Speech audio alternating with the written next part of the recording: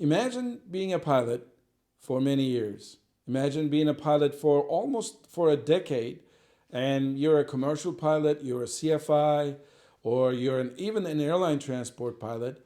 You're flying along, and suddenly one day you get a letter from FAA, Federal Aviation Administration, in your mailbox that reads, "Hey, Mr. Pilot, you're not a pilot anymore. Come in and do another exam with us." Can this happen? It actually has happened just recently. Stay tuned. Ladies and gentlemen, welcome aboard. This is your Kaptan Baha.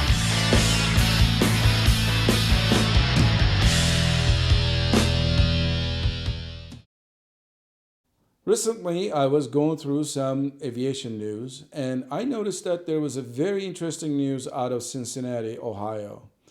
Looks like FAA found some foul play in one of the DPE's modus operandi. Well, what's a DPE? Let me explain. In the United States, if you're applying for a pilot's license, most likely your check ride is going to be accomplished by designated pilot examiner. DPE stands for that. Designated pilot examiners, they are basically pilots that are conducting check rides, your flight exam, namely, on behalf of FAA. Well, FAA is a big organization and they're all around the United States, but they cannot be anywhere. So imagine you being in the middle of nowhere and trying to get your pilot's licenses. So for those people with the regional offices and with the flight standards district offices, FAA designates pilots, different type of pilots, namely they have to be actually very qualified pilots to conduct check rides on their behalf. So as a pilot candidate, you go through these check rides, and this person comes over and meets you. And this person is actually in the business of doing this. So they actually collect some money from you. And they're not that cheap, too. I mean, I have heard DPEs charging up to like $700 to $800 for each check ride. So you do these examinations through these DPEs. And then once you are done, if you are successfully completed with your exam, they send your paperwork to FAA, and then FAA basically designates you as the new pilot. You can be the private pilot, the newest commercial pilot. And these people actually, DPEs that is, they actually give you your temporary pilot certificate too. They are very powerful people in terms of to decide who is going to be a pilot and who is not going to be a pilot. They also go through a very rigorous selection process. In order to become a DP, first of all, you have to meet certain criteria: flight hours, amounts of flight times that you have taught in the airplane, certain amount of flight time in the airplane, and so forth. Besides that, I mean, it's a very highly competitive environment. Since the potential of earning is very high, people basically, they want to do this job, but FAA doesn't select that many of them. First of all, in order for you to become a DPE, there should be a need for more DPEs in your flight standard district office area. So it's a very sought after job, and it's not really easy to get. So because of that, if I gotten that job, which I have actually applied before, but I wasn't chosen, you actually become a sort of like the FAA's face in that region. FAA also, since these people work on behalf of them, they conduct audits on these people. They also want to make sure that these people conduct their job such that the unsuccessful candidates are designated as unsuccessful, and the successful candidates are just basically that. So in this case, Seattle FSDO and FAA headquarters probably, they conducted an audit on this case.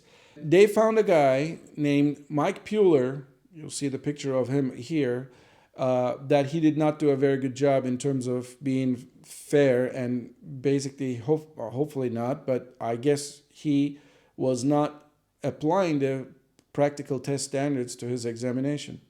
So what happened, FAA got a hold of all these people, and they decided to send letters to all these people and say, look, you have to come in for another exam.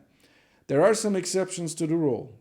Say that you have done your private pilot check ride with this guy.